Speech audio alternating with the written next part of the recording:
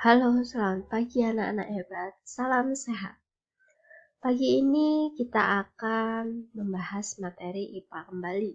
Nah, kalau di pertemuan sebelumnya kita sudah belajar tentang perkembangbiakan tumbuhan, baik secara generatif maupun vegetatif. Hari ini kita akan masuk ke perkembangbiakan hewan. Nah, apa saja atau bagaimana saja perkembangbiakan hewan itu dilakukan, contohnya apa saja, kemudian pengelompokannya bagaimana. Mari kita simak penjelasan berikut. Oh ya, berkaitan dengan materi sebelumnya, jika kalian memang masih ada yang belum dipahami, kalian bisa menyimak ulang videonya atau belajar dari sumber yang lain, atau kalian bisa tanya juga ke Bu Novi. Perkembangbiakan hewan. Secara umum, sama seperti di perkembangbiakan tumbuhan, perkembangbiakan hewan itu dilakukan dengan dua cara. Yang pertama, perkembangbiakan hewan dengan cara generatif. Yang kedua, perkembangbiakan hewan yang dilakukan dengan cara vegetatif. Nah, Bu Novi ingatkan sekali lagi karena pengertiannya pun sama dengan perkembangbiakan tumbuhan. Perkembangbiakan generatif itu artinya adalah perkembangbiakan yang terjadi setelah dengan adanya proses pertemuan sel kelamin jantan dan sel kelamin betina. Mohon maaf, Bu Novi ulang. Perkembangbiakan generatif itu adalah proses perkembangbiakan yang ditandai dengan bertemunya sel kelamin jantan dan sel kelamin betina. Sedangkan perkembangbiakan vegetatif itu perkembangbiakan yang pada prosesnya itu tidak ada pertemuan antara sel kelamin jantan dan sel kelamin betina. Atau kalau di dalam hewan, dalam kelompok hewan, sel kelamin jantan itu disebut sel sperma, sel kelamin betina itu disebut dengan sel telur. Nah, perkembangbiakan generatif itu disebut juga dengan perkembangbiakan secara kawin, sedangkan perkembangbiakan vegetatif itu disebut juga dengan perkembangbiakan secara tidak kawin. Perkembangbiakan secara kawin itu dibedakan menjadi 3, yaitu yang pertama adalah ovipar, yang kedua adalah vivipar, yang ketiga adalah ovovivipar. Nah, di dalam perkembangbiakan generatif secara ovipar atau bertelur, itu nanti ada 3 hal pokok yang akan kita bahas. Yang pertama adalah proses perkembangbiakan generatif dengan cara bertelur itu seperti apa. Kemudian pengelompokan berdasarkan tempat terjadinya pembuahan itu apa saja. Dan yang ketiga adalah contoh hewan oviparnya atau contoh hewan yang berkembang biak dengan cara bertelur itu apa saja. Tentu contoh yang Bu Novi cantumkan di sini hanya beberapa saja. Nanti yang lain kalian eksplor sendiri. Sekali lagi, perkembangbiakan hewan secara generatif itu dibedakan menjadi 3, yaitu ovipar, vivipar, dan ovovivipar. Kita mulai membahas dari proses perkembangbiakan generatif dengan cara bertelur atau ovipar.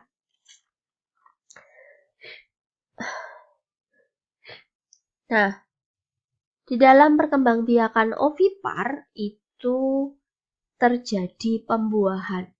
Nah, pembuahan yang terjadi pada perkembangbiakan ovipar itu dibedakan menjadi 2, yaitu fertilisasi eksternal dan fertilisasi internal. Pengelompokan ini berdasarkan tempat terjadinya pembuahan.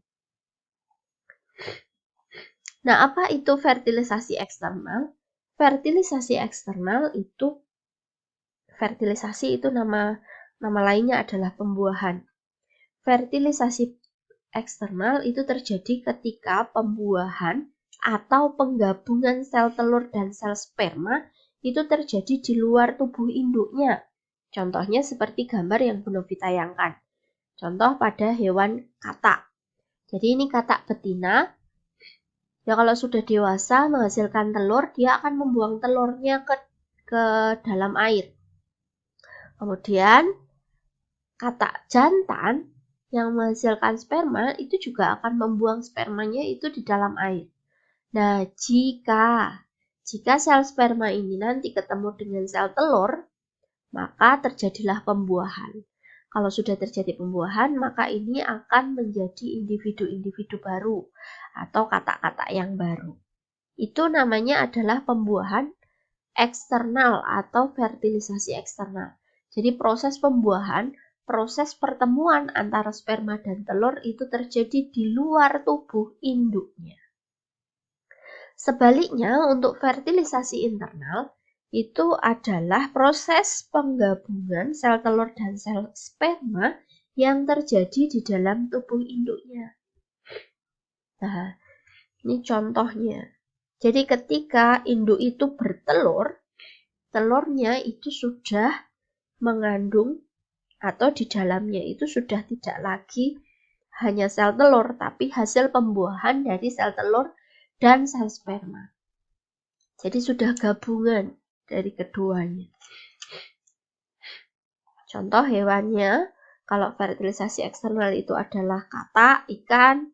Kalau yang fertilisasi internal itu adalah hewan melata, contohnya ular, kemudian ayam, dan seterusnya.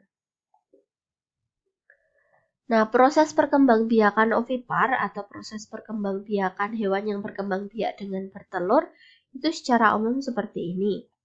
Bu Novi memberi contohnya dengan gambar hewan ayam, tetapi ini akan Bu Novi ceritakan untuk keseluruhan, jadi secara umum, tidak menyebut secara khusus umum.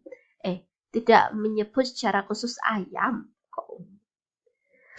Nah, pada awalnya hewan itu bertelur. Sekali lagi telurnya ini sudah hasil pembuahan. Jadi mau internal mau eksternal fertilisasinya, ini sudah terjadi penggabungan, sudah terjadi pembuahan.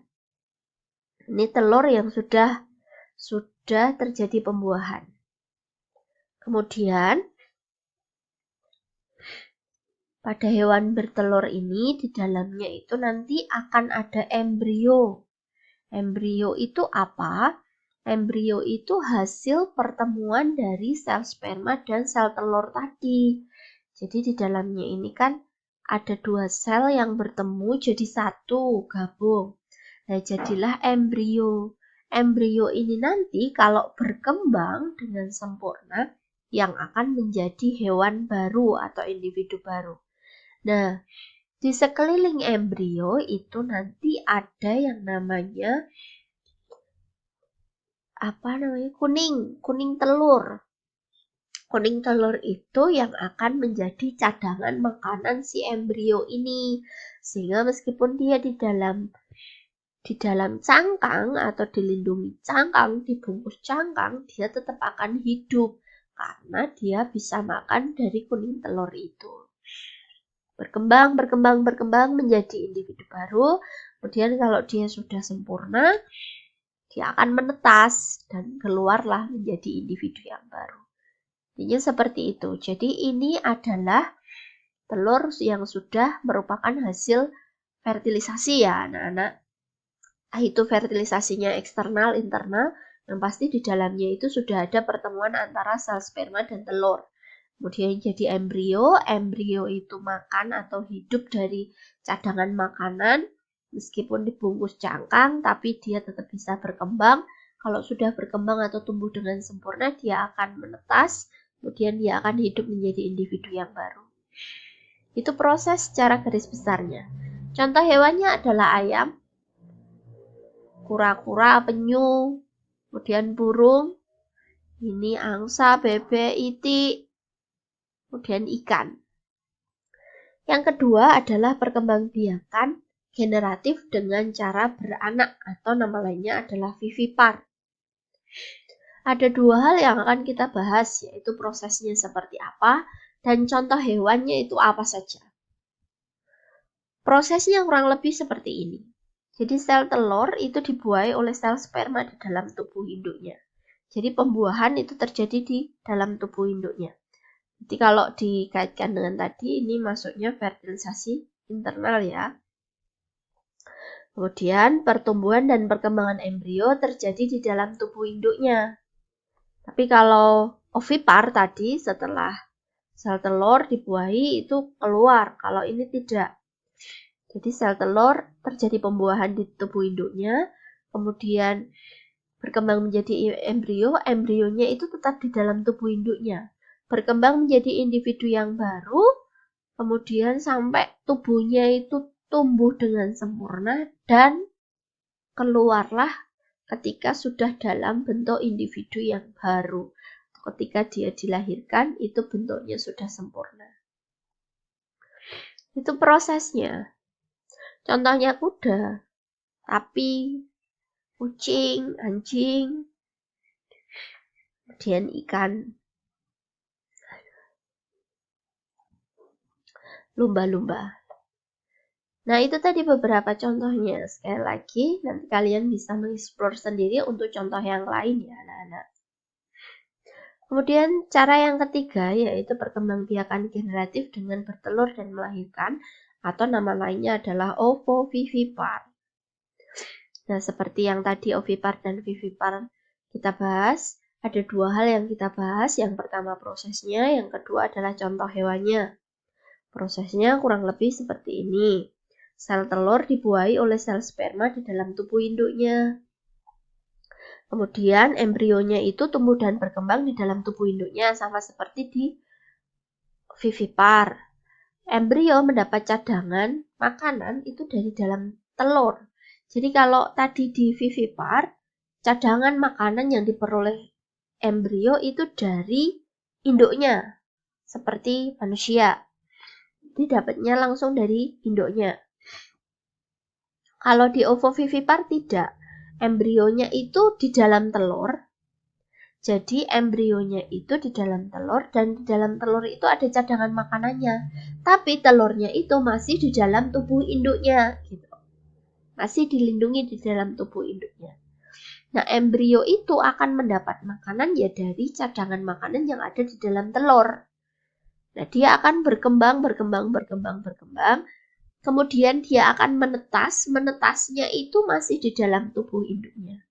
Setelah menetas baru dia akan dilahirkan atau keluar dari tubuh induknya. Jadi seolah-olah dia itu melahirkan, tapi di dalam tubuh induknya dia itu dari telur gitu. Menetas dari telur, maka dikatakan bertelur dan melahirkan. Ini memang lebih sulit diamati daripada yang dua lainnya, karena kalau yang kita lihat dari luar, dia pasti akan terlihat melahirkan daripada bertelur. Mengapa? Karena telur dan perkembangan embrionya itu berada di dalam tubuh induknya.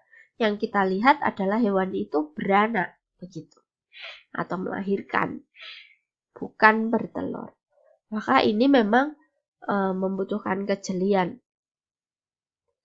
Nah, contoh hewan yang berkembang biak dengan cara ovovivipar itu yang pertama adalah ini kadal ya. Sini paus, hiu itu juga berkembang biak dengan ovovivipar. Ikan pari, komodo, dan yang lainnya. Nah, itu tadi perkembangbiakan secara generatif. Sekarang kita akan bahas perkembangbiakan secara vegetatif. Perkembangbiakan vegetatif itu dilakukan dengan dua cara. Yang pertama adalah cara tunas, yang kedua adalah membelah diri. Hewan yang berkembang biak dengan cara tunas itu contohnya adalah hidra. Hidra itu merupakan hewan yang tidak bertulang belakang. Hidra itu hidup di air tawar. Contohnya seperti ini. Jangan membayangkan kalian bisa melihat hidra ini secara kasat mata ya. Secara langsung itu tidak bisa karena ini hewan yang ukurannya sangat kecil. Nah, ini tubuh hidra, ini induknya, kemudian ini ada tunasnya kalau sudah dewasa. Tunas ini akan membesar. Kalau sudah seukuran, sudah cukup dewasa, dia akan melepaskan diri sehingga dia akan menjadi dua individu, satu anakan dan satu induk, begitu. Nah, itu tadi adalah perkembangbiakan hidra yang berkembang biak dengan cara tunas. Memang tidak banyak hewan yang berkembang biak dengan cara tunas. Kemudian yang kedua adalah membelah diri. Contoh hewan yang membelah diri itu ada amoeba, protozoa, paramecium, dan virus. Hampir sama dengan hidra. Untuk yang Hewan-hewan yang membelah diri ini pun jangan dikira langsung bisa kita lihat seperti kita melihat ayam ya anak-anak. Karena hewan yang ada di sini itu sangat kecil ukurannya, sehingga tidak bisa dilihat dengan mata kita secara langsung, harus menggunakan alat. Sama seperti virus yang saat ini mengakibatkan pandemi terjadi di dunia. Kita hanya bisa mendengar, kita hanya bisa melihat efeknya saja pada seseorang, tapi kita tidak bisa melihat secara langsung virusnya itu seperti apa. Nah, proses pembelahan diri pada hewan yang seperti amoeba, protozoa itu diawali dengan pembelahan inti sel menjadi 2 bagian, kemudian diikuti pembelahan cairan sel. Dinding sel membentuk sel baru yang sama persis. Jadi gambarannya seperti ini. Awalnya hanya ada satu ini. Ini satu, ini inti selnya. Yang di sampingnya ini adalah cairannya, cairan selnya. Nah, ketika dia memang sudah waktunya untuk membelah diri, maka inti selnya ini seolah-olah akan membentuk 2 seperti ini. Jadi yang membagi 2 terlebih dahulu itu adalah intinya dulu. Setelah inti selnya itu 2, maka baru cairannya itu terbagi menjadi 2 kelompok, kemudian memotong, dan akhirnya jadi 2 individu yang baru. Ini gambaran untuk amoeba. Protozoa, paramecium, dan virus itu hampir sama dengan ini. Maka kalau kita mendengar perkembangan virus COVID saat ini, mengapa kok cepat sekali bermutasi? Karena memang dia itu tidak berkembang biak seperti ayam, anjing begitu, tetapi dia membelah diri. Dimana ketika dia sudah mendapat tempat yang cocok bagi kehidupannya, dia itu akan cepat sekali membelah diri. Tidak membutuhkan waktu bertahun-tahun seperti kalau misalnya anjing berkembang biaknya begitu, tidak. Nah, seandainya virus itu sekarang bisa dikalahkan, kalau tidak sampai tuntas nanti virus itu bisa bermutasi namanya. Bermutasi itu berarti menyesuaikan diri. Jadi yang tadinya misalnya kemampuannya hanya lemah, karena dia sudah bermutasi, kemampuannya menjadi lebih kuat begitu. Maka memang kalau menghilangkan virus itu memang harus sampai tuntas. Kalau virus itu lebih banyak merugikan daripada yang lain, sedangkan kalau amoeba, protozoa, paramecium itu ada kegunaannya sebenarnya. Kalau protozoa itu makanan hewan laut, hewan apa saja kalian bisa searching sendiri untuk belajar. Nah, demikian tadi penjelasan Bu Novi berkaitan dengan perkembangbiakan hewan baik generatif maupun vegetatif. Nah, tugas kalian hari ini untuk materi IPA adalah carilah masing-masing 5 contoh hewan ovipar, vivipar, dan ovovivipar. Di sini Bu Novi menuliskan masing-masing 5. Berarti oviparnya 5, viviparnya 5, ovoviviparnya 5. Jadi totalnya ada 15. Ini gampang anak-anak. Makanya tugasnya tidak hanya ini. Setelah kalian menuliskan masing-masing 5 contoh hewan ovipar, vivipar, dan ovovivipar, kalian amati dan kalian cermati hewan-hewan tersebut. Nah, cari dan temukan ciri-ciri hewan yang termasuk ovipar, vivipar, dan ovovivipar. Maksudnya, hewan itu akan termasuk ovipar atau bertelur jika mempunyai ciri-ciri seperti apa. Ovipar itu cirinya seperti apa? Vivipar itu ciri-cirinya seperti apa? Ovovivipar itu ciri-cirinya seperti apa? Begitu. Bu Novi ulang, jadi tugasnya ada 2. Yang pertama ini gampang banget, hanya menuliskan masing-masing 5 contoh hewan, baik ovipar, vivipar maupun ovovivipar. Nah, yang kedua, kalian cari, kalian baca, kalian temukan ciri-ciri dari ovipar, ciri-ciri dari vivipar, dan ciri-ciri dari ovovivipar. Nah, tugas ini kalian kerjakan di hari ini. Ingat, kalau kalian merasa kesulitan, kalian bisa mencari sumber belajar yang lain. Atau kalau memang kalian sama sekali tidak tahu harus bertanya kepada siapa, kalian bisa searching ke Google, anak-anak. Atau kalian juga bisa, kalau tanya ke Bu Novi, nanti akhirnya akan menyebutkan jawabannya karena ini tidak ada langkah kerja. Itu kalian usahakan, nanti di pertemuan berikutnya akan Vino dibahas. Demikian penjelasan dan tugas kalian hari ini anak-anak. Terima kasih, selamat belajar, selamat mengerjakan. Sampai jumpa lagi.